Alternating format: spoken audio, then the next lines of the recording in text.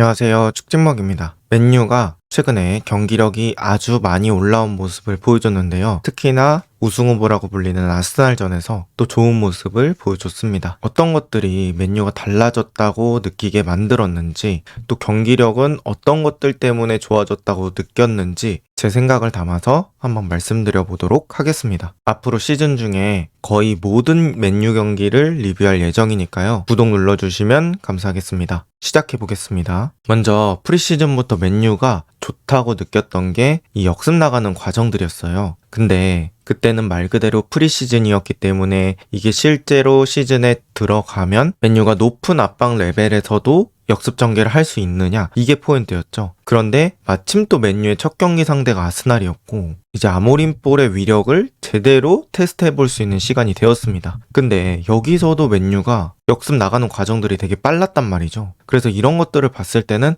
맨유가 충분히 강팀과 맞서도 빠른 전개를 보여줄 수 있다. 저는 여러 가지 이유들이 있겠지만 감독이 똑같아도 이 역습의 퀄리티가 달라졌다는 건 선수 퀄리티도 분명히 영향이 있다고 생각을 합니다. 아모림이 가르나초, 호일룬 이런 선수들이 있을 때도 비슷한 과정을 추구했다고 생각을 하거든요. 그런데 그때는 가르나초, 호일룬이다 보니까 공 잡고 나서 마무리가 안 되고 내지는 골대까지 못 가고 공이 끊기는 일들이 많이 발생했죠. 근데 쿠냐에서 은베모로 업그레이드 됐잖아요. 그리고 이 두 명은 말 그대로 지난 시즌 리그 베스트급이라고 봐도 무방합니다. 그 두 선수를 이렇게 갈아 끼다 보니까 전환 과정에서 공 없는 상황에서의 움직임도 많이 올라와 있고, 그 다음에 이제 공을 받고 골대까지 가서 마무리할 수 있는 어떤 개인 능력이라고 할까요? 공을 받고 수비 압박을 견뎌낼 수 있는 그런 것들이 좋다고 느꼈습니다. 그래서 아모림의 그런 생각을 실제로 실현시켜줄 수 있는 선수들이 들어왔다. 그리고 이런 선수들의 퀄리티가 올라가니까 마무리의 빈도가 늘어나고 맨유 선수들도 자신감이 생기고 그런 선순환들이 반복이 됐습니다. 또 두 번째는 아스날이 프리미어리그에서 전방 압박 강력하게 하기로 유명한 팀 중에 하나잖아요. 그런데 오늘 맨유가 아스날의 전방 압박도 꽤 잘 풀어내는 그런 과정들이 있었습니다. 사실 아스날보다 상대적으로 체급이 약한 팀들은 이 아스날의 전방 압박을 견뎌내지 못하면서 아스날에게 계속 소유권을 내주고 아스날이 지공을 세팅할 수 있는 상황을 계속 허용합니다. 그리고 아스날은 그 지공 과정에서 전방 압박에 사용된 체력을 회복하는 데 시간을 쓰죠. 근데 오늘은 맨유가 아스날의 전방 압박을 빠져나온 빈도가 많았기 때문에 아스날도 체력 소모가 꽤 많았을 거거든요. 그래서 그런 것들이 누적이 되고 또 경기 후반으로 갈수록 맨유가 주도할 수 있는 상황이 많이 생겼던 것 같습니다. 그리고 그 압박을 빠져나가는 과정에서는 맨유가 3자 패스 구조를 또 잘 만들었다고 생각을 해요. 특히나 후방에서부터 빠져나가는 핵심 선수 중에 한 명이 요로죠. 요로가 지금도 이 카세미로 쪽으로 패스하는 척하면서 발바닥으로 공 끌어당긴 다음에 브루노한테 주거든요. 지금 요로 앞에 있는 웨데고르가 몸이 오른쪽으로 가 있다가 왼쪽까지 커버 치려고 하니까 공을 커팅하지 못하는 그런 상황이 됩니다. 여기서는 이제 요로의 개인 능력이 있었고 브루노가 좋은 시야로 카세미르에게 바로 돌려주죠. 자, 이렇게 아스날이 높은 위치까지 올려서 선수들을 많이 투자해 놨는데 카세미르가 공 잡고 돌아서면 엄청 공간이 넓은 세상이 열립니다. 그리고 거기서 카세미르가 롱패스에서 빠른 전개로 또 빠져나가면 아모림이 원하는 그런 전환 과정이 발생을 하는 거죠. 그래서 이런 것들을 봤을 때는 확실히 맨유가 이 3자 구조 만드는 훈련을 정말 많이 했구나, 그런 것들을 느꼈습니다. 진짜 디테일하게 지시하는 감독들은 잡아놓는 발까지 건든다고 하더라고요. 예를 들어 지금 상황이면 요로야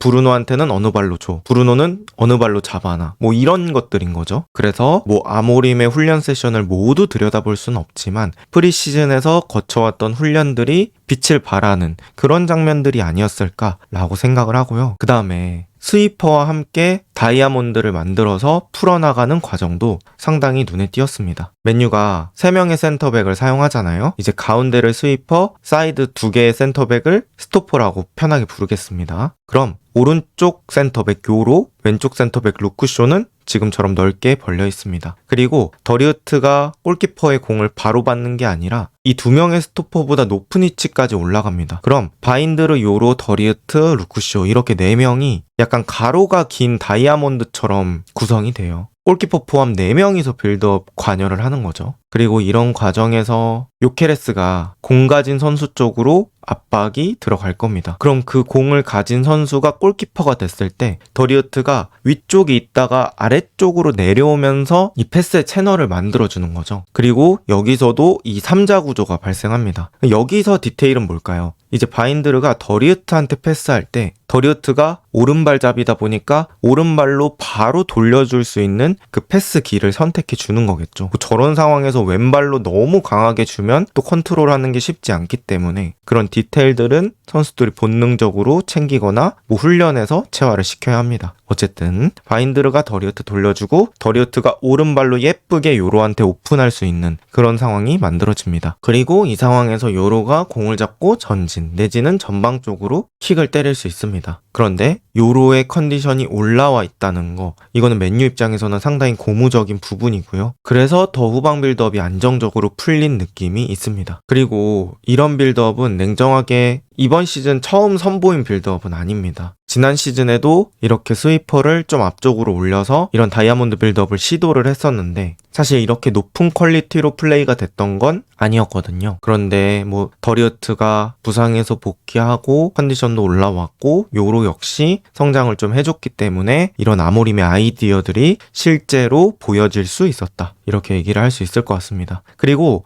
이런 빌드업은 상대도 어느 정도 반응을 해줘야지 더 극대화될 수 있다고 생각을 하거든요. 지금 화면에 보인 아스날 선수만 5명입니다. 그러니까 아스날같이 강한 압박을 가져가 줘야지 우리는 골키퍼를 이용할 수 있기 때문에 한 명 더 이득을 보면서 플레이하게 되는 거거든요. 그래서 또 그런 구조까지 딱 맞아떨어졌다고 볼 수 있어요. 아스날이 강한 압박을 했기 때문에. 그래서 이런 장면들 봤을 때는 맨유 상대가 압박 강한데도 버티네? 여기서도 기대해 볼 수 있겠네? 이런 희망이 보이는 장면이라고 볼 수 있겠습니다. 그 다음에 현대축구에서 많이 나오는 그런 문장이라고 해야 될까요? 오버로드 투 아이솔레이션입니다. 뭐 자이든 타이든 상대에게 압박을 당해서 공을 가진 선수들이 좁은 공간에서 공을 돌려야 하는 상황에 맨유 선수들, 아스날 선수들 한 곳에 모여서 과부하가 일어납니다. 그리고 그 과정에서 수비진들은 어느 정도 수비 간격을 유지해야 하기 때문에 공 있는 쪽으로 끌려가 있을 수밖에 없고요. 그럼 지금처럼 은베모 같이 프리맨이 발생하게 됩니다. 그리고 은베모에게 전달하려면 크게는 2가지 조건이 있겠죠. 저렇게 좁은 공간에서 공을 돌리는 선수들이 공을 안 뺏기고 잘 돌린다. 그리고 2번째는 전환할 때 좋은 퀄리티로 전환을 한다입니다. 근데 이 과정에서는 왼쪽에 브루노, 쿠냐, 마운트가 있었고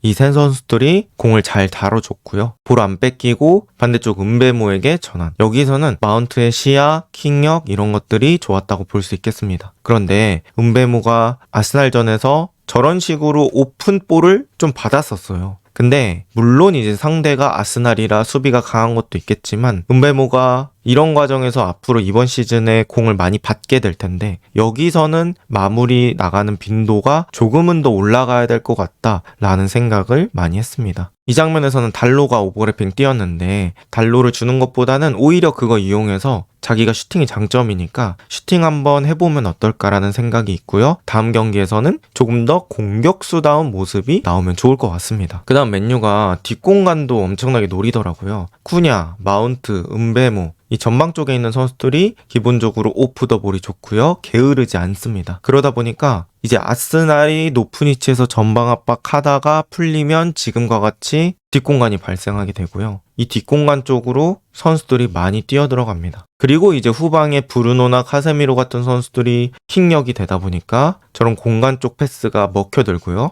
또 맨유가 땅으로 가는 패스, 공중으로 가는 패스 이런 것들을 섞어서 쓰기 때문에 또 상대에게 더더욱 위협적이었다. 이렇게 볼 수 있을 것 같아요. 그리고 이렇게 뒷공간을 엄청나게 노린다는 의미가 저는 맨유가 여러 가지 공격 루트가 생겼다고 느껴지거든요. 뭐 지금 말씀드린 것만 해도 오버로드 투 아이솔레이션, 뒤쪽에서 풀어나간 다음에 앞으로 한 번의 전환, 그냥 생으로 뒷공간을 노리는 킥, 뭐 여러 가지들이 있을 텐데 그런 것들이 눈에 띄었다. 이렇게 볼 수 있겠습니다. 그 다음 쿠냐라는 존재 언급 안 할 수 없을 것 같습니다. 일단 쿠냐를 맨유가 잘 데려왔다고 생각을 해요. 아주 필요한 자원을 이 플레이 유형까지 맞춰서 잘 데려온 느낌이 있거든요. 울브즈 때처럼 내려와서 풀어주는 능력 기본적으로 가지고 있고요. 1대 다 싸움에서도 높은 확률로 이겨내면서 공을 컨트롤한다. 그리고 실제로 이제 수비 3, 4명 사이로 돌파하면서 슈팅까지 갔던 그런 장면도 있었고요. 그리고 어려운 상황에서도 소유권을 유지할 수 있습니다. 그러니까 소유권을 유지하는 방법에는 크게는 2가지가 있잖아요. 내가 공 지킨 다음에 이 공이 살아있는 상태로 우리 편한테 패스를 주는 거. 2번째는 우리 팀이 없으면 파울을 당하는 거죠. 근데 쿠냐는 그 2가지를 적절하게 이용할 줄 알아서